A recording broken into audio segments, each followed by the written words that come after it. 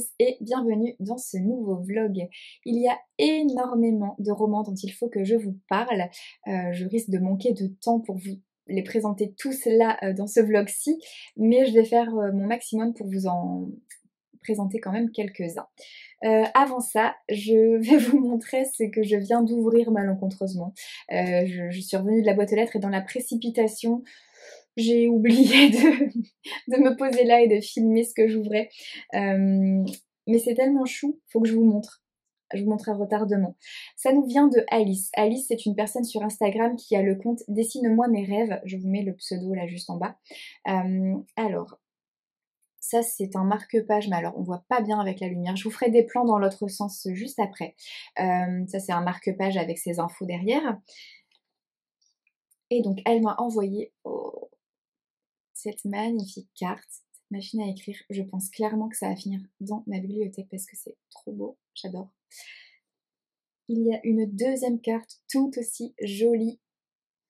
Santorini, j'adore.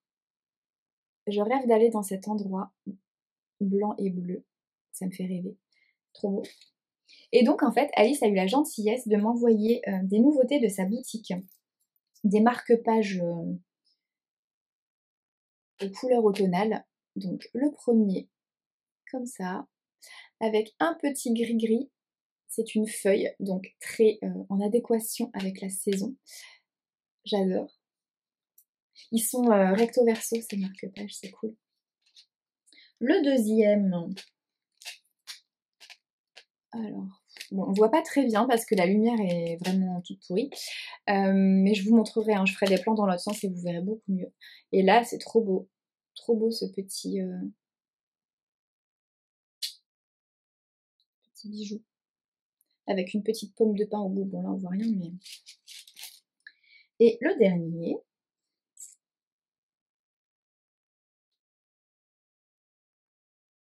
C'est trop joli. Trop joli. Et ce petit gris-gris. Je trouve ça trop chouette. Ils sont très beaux. Je vais avoir peur de les abîmer. Ils sont sympas parce qu'ils sont cartonnés. C'est un carton assez solide quand même. Et du coup, c'est un papier glacé. Oh, très sympa, j'adore, je suis ravie. Merci de m'avoir gâtée, Alice, ça me fait très très plaisir vraiment. Voilà, je vous fais des plans dans l'autre sens pour que vous ayez un meilleur aperçu parce que là, bon, ça rend rien du tout. Je vous fais ça juste après. Avant ça, je vous parle d'un roman que j'ai reçu.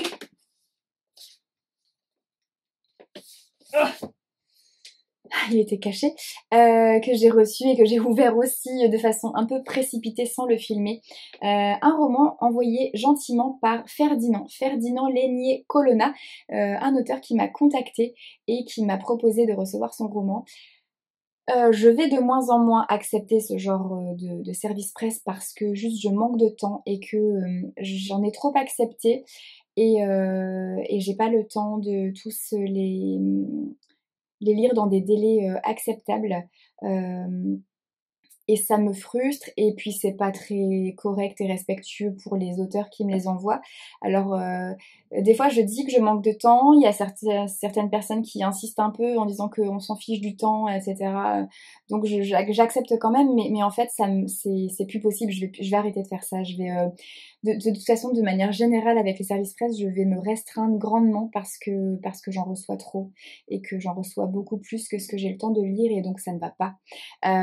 Bref, toujours est-il que Ferdinand m'a envoyé un message qui était très bien fait, qui était rempli d'humour et d'autodérision et ça a suscité ma curiosité.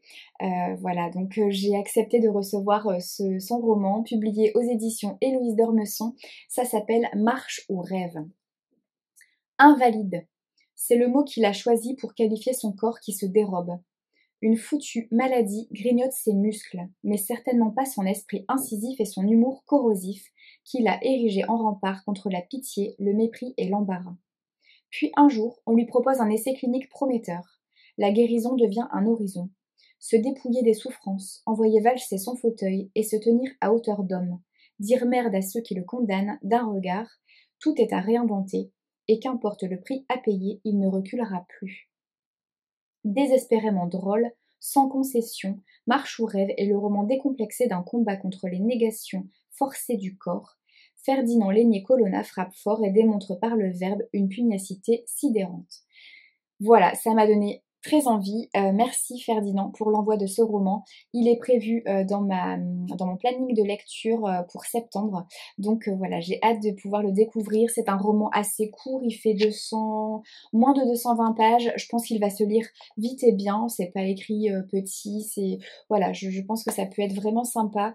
Et puis ça a l'air rempli d'humour et d'autodérision et c'est tout ce qui me plaît. Donc hâte.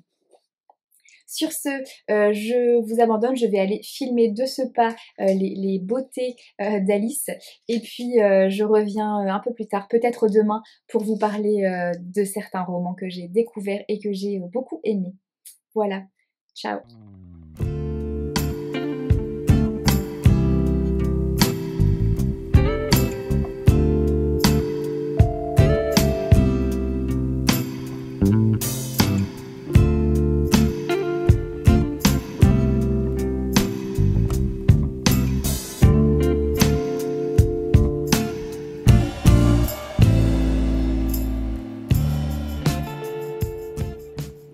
C'est parti, on va rentrer dans le vif du sujet, on va parler lecture et je vais commencer par vous présenter des romans que j'ai pu lire dans le cadre du prix du Festival Sans Nom pour lequel je suis membre du jury. Donc il s'agit de ces 3 romans-là. Je vais commencer de suite par celui-ci. La détresse des roses de Jacques Jacoli, publié aux éditions Hugo Thriller. Jacques Jacoli, je ne connaissais pas, j'en avais jamais entendu parler et ça a été une jolie découverte, j'ai été agréablement surprise par ce roman. Alors il faut savoir que c'est un roman qui est inspiré de faits réels parce que Jacques Jacoli travaille dans la police en Belgique, il est enquêteur dans la section des homicides. Donc inspiré de faits réels, ce qui rend le truc encore plus flippant, plus glauque, parce qu'on se dit mais comment c'est possible de faire ça. Donc pour l'histoire, on est en Belgique et il y a des morceaux de corps qui sont retrouvés, des morceaux de corps dépecés. L'enquête va démarrer, on va vite comprendre qu'il y a un tueur en série qui sévit et d'entrée de jeu, il y a une sorte d'ambiance comme ça, un peu glauque, un peu tendue, anxiogène qui va tomber sur le roman et j'ai trouvé ça hyper bien fait, très sympa. Mélanie Penning a vécu une séparation un peu difficile, elle décide de prendre un nouveau départ, de changer de région et elle va donc arriver dans une équipe, une nouvelle équipe à la crime. Une équipe d'hommes. C'est la seule femme. C'est la seule femme à arriver dans ce milieu masculin. Et donc, j'ai trouvé ça assez sympa, la façon dont tout au long du roman c'est abordé. La place qu'en fait la femme doit se faire quand elle est dans un milieu masculin, dans un milieu d'hommes. J'ai trouvé que c'était très bien abordé cette thématique-là, j'ai beaucoup apprécié.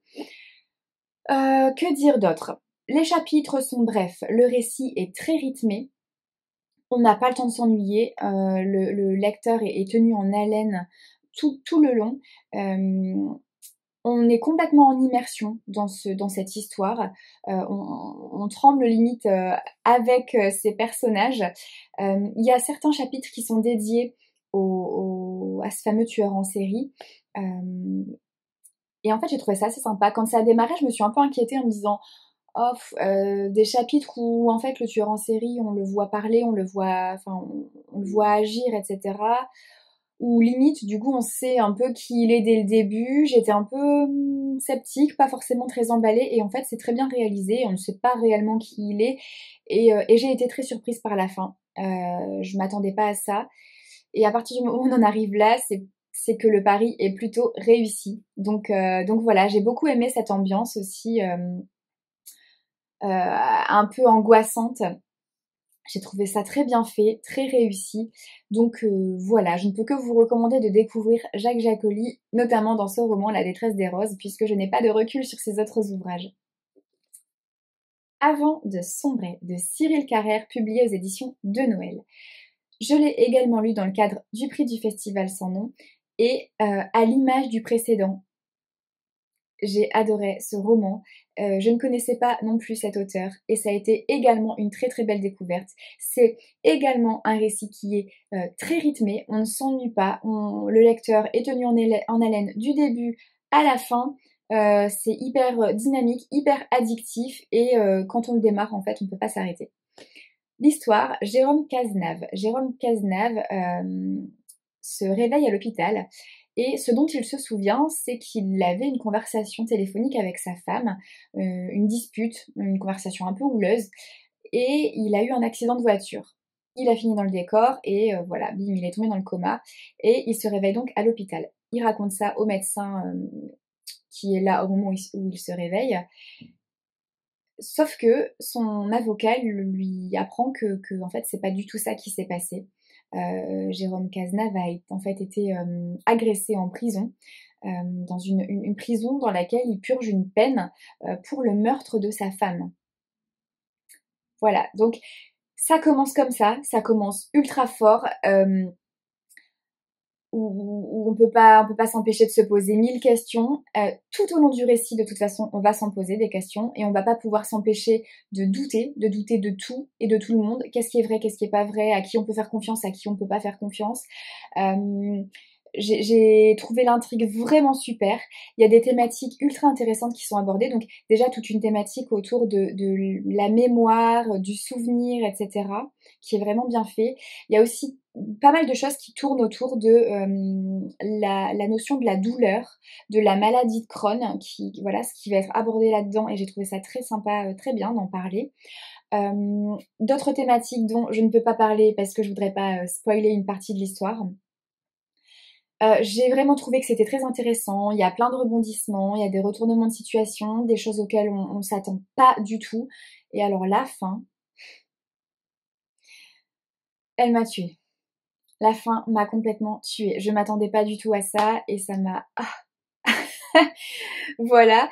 La palette de personnages est super chouette. Les personnages sont tous ultra intéressants parce qu'en fait on se rend compte qu'ils ont tous une sorte de part d'ombre, des fêlures et en même temps ce sont justement des fêlures qui laissent passer la lumière et qui rendent le personnage finalement ultra intéressant. J'ai trouvé que c'était très bien fait. Voilà, des personnages bien travaillés.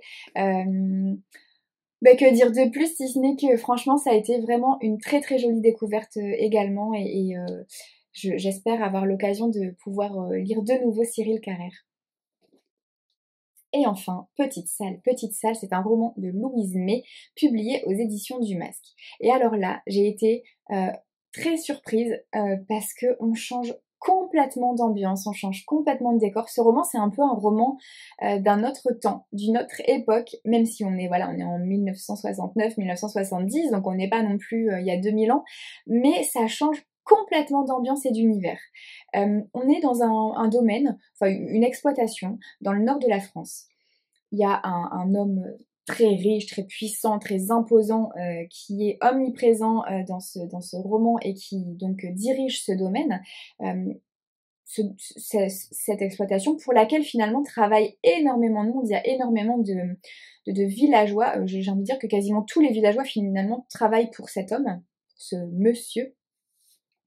Et donc on est avec Catherine. Catherine est un peu une bonne à tout faire qui travaille dans ce domaine. Catherine est pauvre et selon madame, selon la femme de l'homme qui gère cette exploitation, la femme de ce domaine, Catherine fait salle. La petite salle, c'est Catherine. Donc Catherine va finir par se faire petite comme une souris, par être très discrète. Et donc en fait, alors Catherine travaille sous les ordres de Mélie qui s'occupe notamment de la cuisine dans ce domaine. Et dans cette cuisine, il y a souvent Sylvie qui traîne par là. Sylvie, c'est la petite fille du monsieur. Sylvie a 4 ans et Catherine va emmener Sylvie dehors pour que Mélie ne l'ait pas dans les pattes pendant qu'elle prépare le repas. Et il va se passer des choses, je ne vais pas rentrer dans les détails, mais Sylvie vient à disparaître. Donc la petite fille de l'homme qui gère le domaine, de l'homme qui gère cette exploitation, disparaît. Donc l'enquête va démarrer, deux hommes arrivent pour enquêter, un duo d'enquêteurs qui est que j'ai trouvé hyper intéressant. Ils ont des caractères opposés et en même temps, du coup, ils sont hyper complémentaires. Je les ai trouvés vraiment très bien dessinés, ces personnages-là. C'est une ambiance très particulière avec une météo froide, pluvieuse, même enneigée, j'ai envie de dire, avec de la boue, un truc un peu de voilà d'hiver pas cool. Du coup, ça rajoute une ambiance un peu pesante. Et en fait, dans ce roman, il est beaucoup question de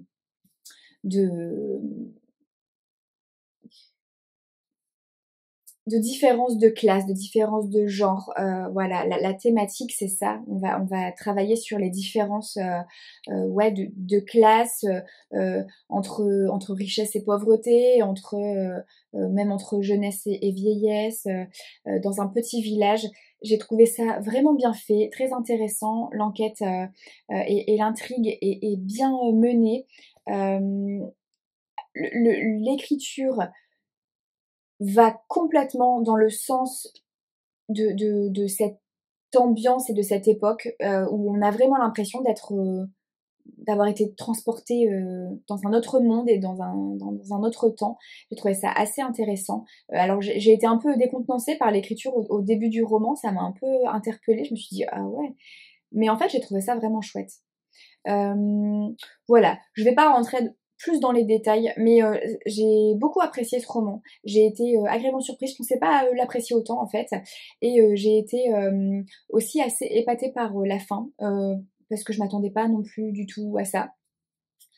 Voilà, c'est une belle découverte et je peux que vous le recommander celui-là aussi. Coucou! Je reviens vous parler d'un nouveau roman, celui-ci, Au bout du fil. Au bout du fil, c'est un roman qui est auto-édité, qui a été écrit par Céline. Alors Céline et moi, on se connaît depuis longtemps. On s'est rencontrés il y a de nombreuses années maintenant. On a vécu des moments absolument incroyables, des moments très forts ensemble. On a aussi connu une période un peu plus compliquée, une période d'éloignement pendant laquelle on était pas proche du tout. Et puis voilà. Et puis Céline a écrit ce roman et j'ai naturellement eu envie de la découvrir autrement, de la découvrir par les mots qu'elle a pu écrire. Parce que Céline, je la connais et je sais que quand elle se lance dans quelque chose, elle le fait de façon entière,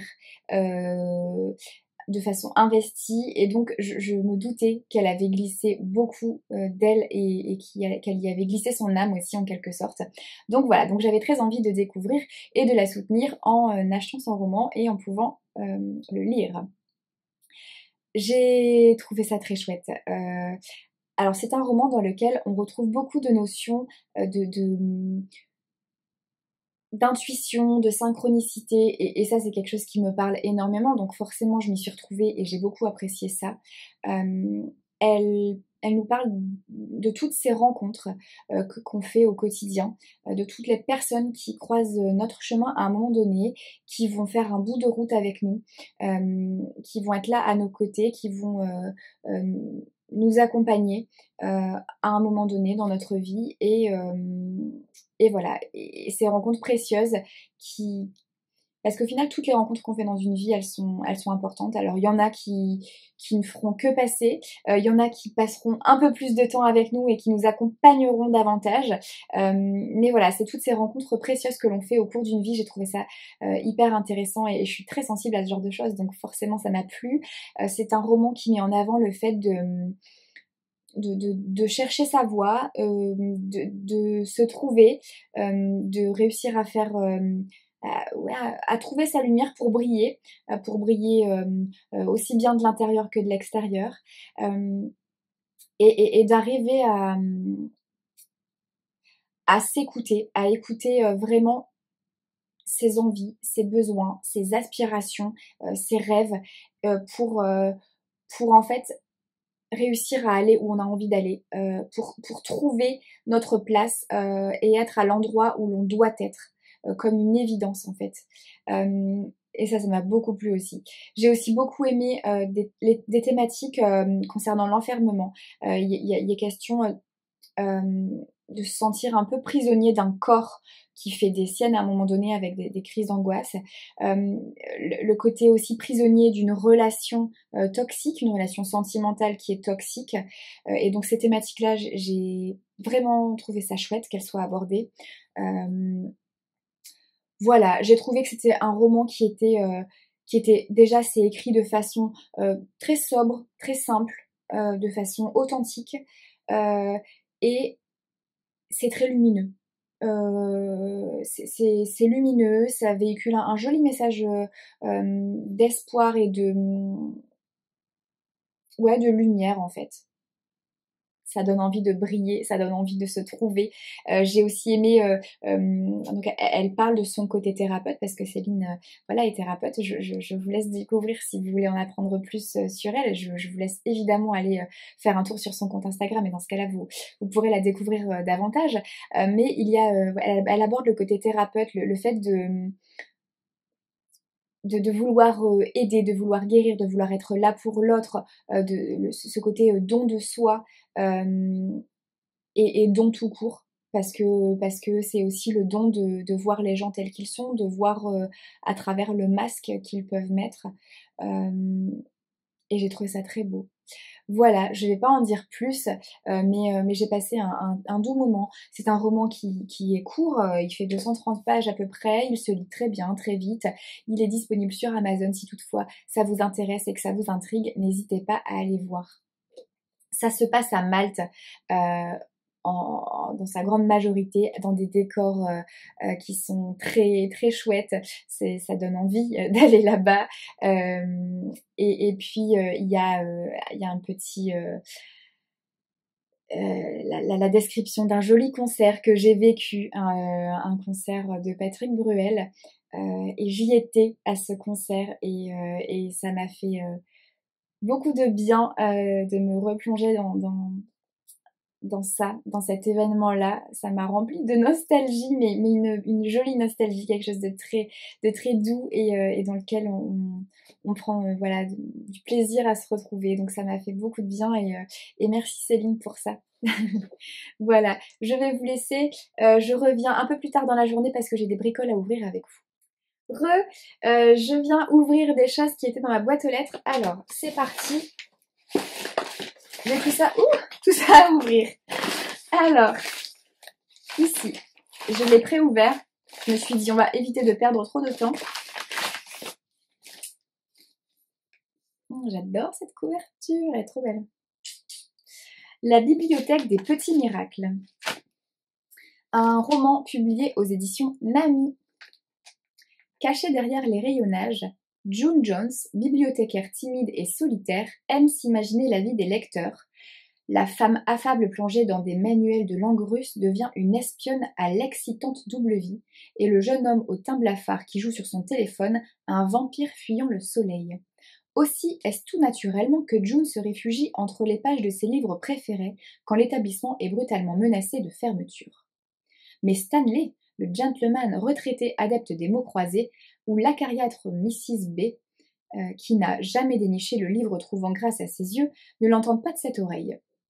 Ils en sont persuadés, seule June peut convaincre le conseil général de revenir sur sa décision, et elle pourrait même se rendre compte qu'Elizabeth Bennet et Monsieur Darcy ne sont pas ses seuls amis. Porté par des personnages aussi attachants qu'excentriques, un roman au charme so-british qui met en lumière le rôle essentiel des bibliothèques dans nos communautés. Mais oui, c'est tellement important. Trop bien, et elle est trop belle cette couverture, j'adore. Bon bah j'ai hâte. Normalement je crois qu'il est dans mon programme de lecture de septembre celui-ci. Ensuite,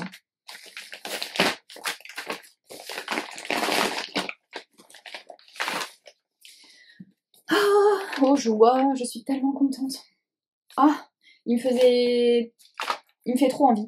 J'ai un merveilleux souvenir du précédent roman de Glendy Vandera, je sais pas comment ça se dit. C'était le premier roman que j'ai lu lors de mon aventure de lectrice Charleston l'année dernière. Et ça a été le premier roman lu et un coup de cœur. J'ai adoré. Une lecture poétique que j'ai trouvé géniale. Donc j'ai très très hâte de découvrir celui-ci dans la forêt des larmes. Donc c'est un roman qui est publié aux éditions Charleston, un roman de la rentrée littéraire. Je vais pas traîner parce qu'il est dans mon planning de septembre, celui-là aussi. J'ai des vacances en septembre et à mon retour, je le lis. Je vais pas l'emmener parce que c'est un pavé et que j'ai pas de bagage cabine. J'ai qu'un bagage à main, donc je vais pas l'emmener parce que je veux pas me rajouter de... Voilà. Mais à mon retour de vacances, je le lis. C'est parti pour la 4e de couverture. Du plus loin qu'elle s'en souvienne, Élise a toujours trouvé refuge dans la forêt sauvage, un lieu magique caché derrière le massif de murs qui borde le terrain des mobil-hommes où elle a grandi. Dans cet îlot de verdure, le bruissement des feuillages et le murmure apaisant du ruisseau devenaient ses confidents les jours où sa mère buvait trop. Aussi est-ce tout naturellement qu'elle se réfugie au milieu des arbres 15 ans plus tard, accompagnée de ses jumeaux de 4 ans et de son bébé Viola, le jour où elle découvre l'infidélité de son mari. Mais le croassement des corbeaux, l'agitation de ses garçons et son tumulte intérieur lui font commettre l'irréparable. Au moment du départ, elle oublie sur le parking la nacelle où dort sa fille. À son retour, Viola a disparu comme avalée par la forêt. Rongée par la culpabilité, Ellie entame un long exil au cœur du bois pour se reconstruire. Car même si elle lui a enlevé son enfant, la nature est le seul remède qu'elle ait jamais connu. Wow. Dans la grande tradition du nature writing, un roman envoûtant et magnétique traversé par les thèmes universels de la résilience et du pardon. Ah, déjà, ça me tente à fond et ça me fait tellement penser à cette écriture justement parce qu'en fait, Glendy Vendera, dans son précédent roman que j'avais adoré, il y a aussi ce côté immersion en pleine nature. Donc c'était à la fois poétique et un peu contemplatif. Ça avait un côté contemplatif et j'avais adoré ça. J'avais trouvé ça vraiment très bien fait, très bien écrit. Et donc j'ai tellement hâte de découvrir cette histoire. J'ai envie de le commencer maintenant, mais je peux pas. Je peux pas. Bon, on termine les ouvertures.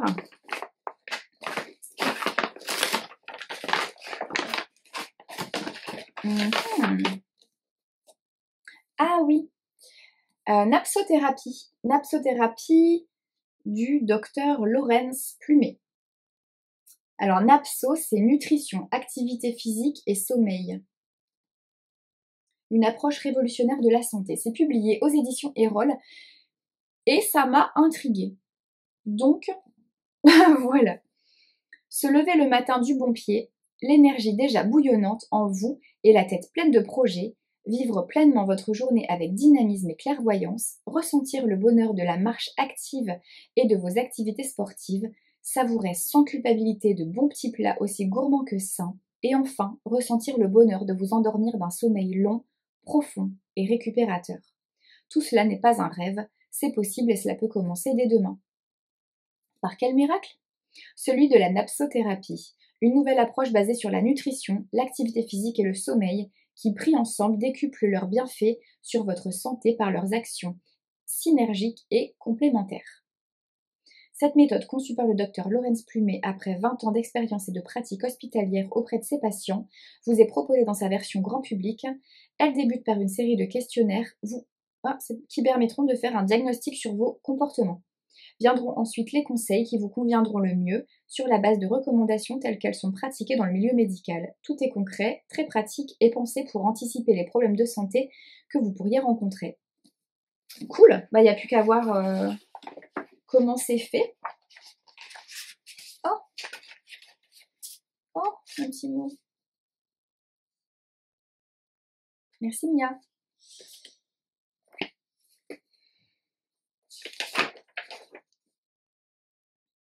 Donc Laurence Plumet, pourquoi je dis Laurence Plumet ? Laurence est médecin nutritionniste. D'accord. Super, c'est cool. Je vais découvrir ça pareil. Je découvrirai ça à mon retour de vacances parce que là, je vais pas avoir le temps avant de partir de pouvoir potasser tout ça. Mais je trouve ça plutôt bien s'il y a des questionnaires au début de l'ouvrage, savoir un peu où on se situe, je trouve ça assez sympa. Comme ça rend un peu le truc personnalisé, quoi. Hop, je vous en dirai des nouvelles. Et enfin,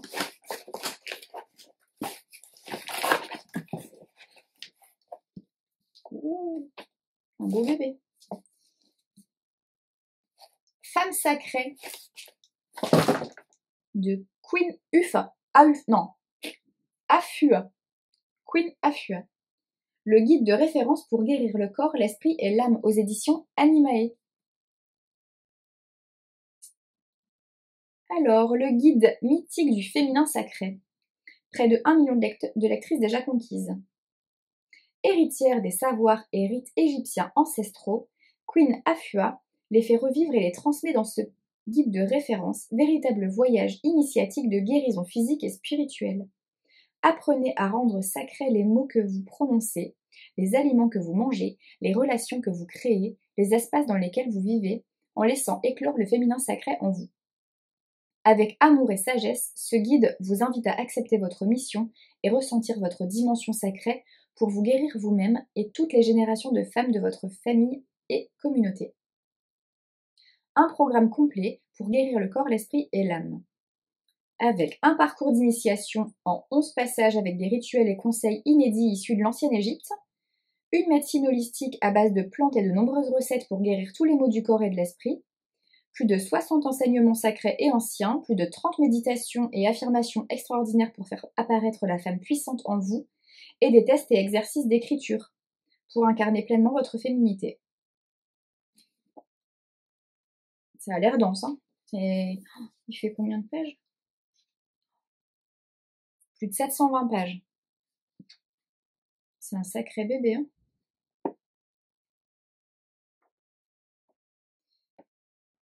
Eh ben, il n'y a plus qu'à, mais il va falloir prendre le temps. Parce que c'est un bon pavé. Bon, de toute façon, ce genre d'ouvrage, ça se lit pas d'une traite, hein, ça se découvre par petits bouts, par-ci, par-là. Donc voilà, je prendrai le temps et je vous en reparlerai, mais ça sera pas demain. Clairement, ça sera pas demain. Alors, il y avait plein d'autres romans dont il aurait fallu que je vous parle. Le fait est que je n'ai pas arrêté. Depuis mon retour de vacances, là, j'ai eu 2 semaines de vacances en août. Depuis que je suis rentrée, j'ai beaucoup enchaîné. J'ai pas du tout eu le temps de lire très peu, de filmer encore moins. Donc voilà, j'ai quand même... Le fait est que j'ai quand même lu. Et du coup, j'ai encore plus d'ouvrages qui se sont accumulés. Alors, j'avais déjà une pile dont il fallait que je vous parle qui était assez énorme. Là, elle est encore plus énorme. Je repars en vacances en fin de semaine. Donc, je vais probablement... je vais pas mal bouger lors de cette semaine avec ma frangine. On va faire des randos, on va pas mal vadrouiller ici et là. Donc, j'aurai peut-être finalement peu de temps pour lire. Mais malgré tout, je pense que sur la semaine, je vais quand même en lire au moins 2. J'espère en lire au moins 2. Donc ça va encore plus s'accumuler là, tout ça. Mais promis, quand je rentre de vacances, je prendrai le temps.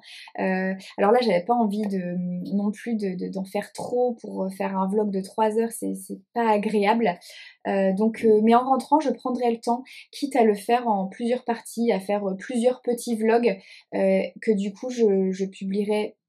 Peut-être pas juste en une fois un dimanche par semaine. Enfin voilà, je ferai peut-être 2 ou 3 petits vlogs dans une même semaine.